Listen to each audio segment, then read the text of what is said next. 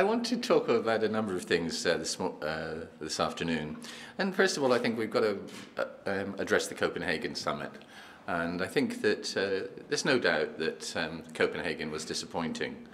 We didn't establish a timetable for a legal treaty. We don't have legally binding commitments to cut emissions. What we did get were some things that are really important. I think the endorsement of the 2 degrees as a target is enormously important. That some of the leading developing countries have agreed to make specific commitments to tackle emissions. I think that's enormously important. We've agreed that transparency is important. And there's commitments, and obviously the financing commitment, which the Prime Minister has played a key role in and will subsequently also play a significant role in, are important. But I was asked a question this morning when I was giving a similar speech to the media, and I was saying, in the light of Copenhagen, do you think that industry will lose interest in the issue of climate change and the whole issue of the low-carbon economy? And I said, absolutely not, because the fact that there in Copenhagen there was a failure to reach agreement of 191 individual positions into an overall consensus does not mean that the climate change. I've used global warming once in the Oxford Farming Conference in 6 inches of snow and -4 degrees, and I've got to stop myself using it, climate change. In the context of climate change, it is completely manifest that the investments that China, the USA and Japan, the UK and Europe are making, both from government and from industry, indicates the enormous seriousness with which actually the industry and government and the rest of the community take this. So no, Copenhagen is not going to be a sea change in the way things operate. And the scale of this is enormous.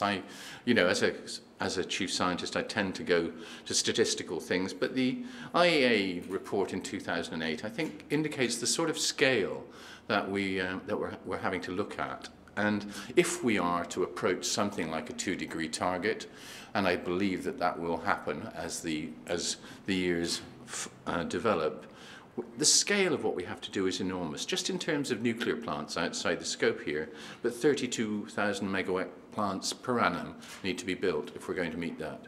Coming to carbon capture and storage, something like 35 500 megawatt plants with carbon capture and storage. If we're talking about wind turbines, onshore, something of the order of 14,000 4 megawatt turbines per annum.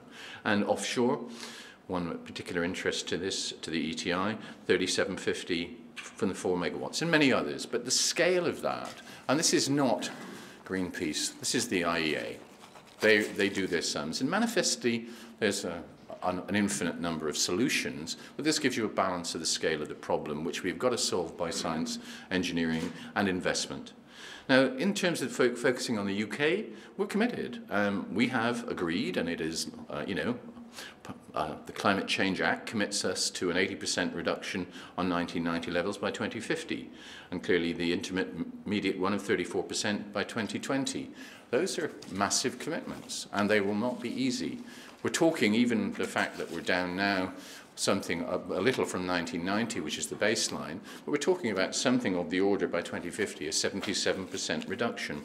And clearly there are arguably an infinite set of possible solutions that will take us there in terms of the alternative technologies. And early work on this was using the Markel model, but they all come up with much the same picture, and I'll talk to the work that ETI and what David Mackay and his colleagues in DEC have been doing recently, but I think all the things point to we've got to, if we're going to reach this target, have something like carbon-free electricity by about 2025.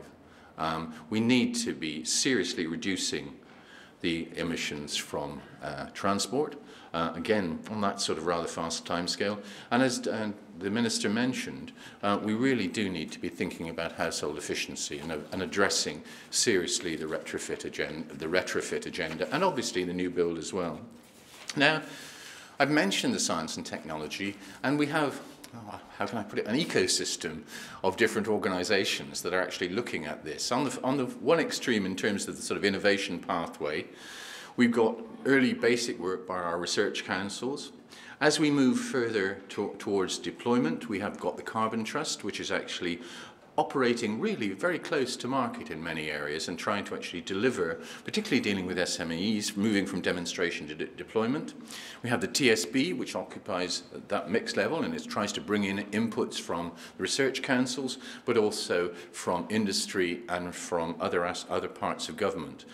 And we have the ETI. Now, why have we got ETI in this very crowded ecosystem? The answer is it is doing something that is fundamentally different. First of all, you have a buy-in by these major corporations which have joined the ETI with government in this private-public partnership. These corporations are capable with the sophistication and the financial backing that they have to move very smart ideas that come out whether of our academic community or from our small and medium-sized enterprises into working prototypes, things that will actually happen over a long time scale. I think that that's the enormous benefit of the ETI. And when, you know, I sit on the board as one of the government representatives, but the commitment of the board to have their very senior members is under Rob Margetts' chairmanship is, I think, a real indication of the commitment that our board members have. So from the public perspective, a public thank you.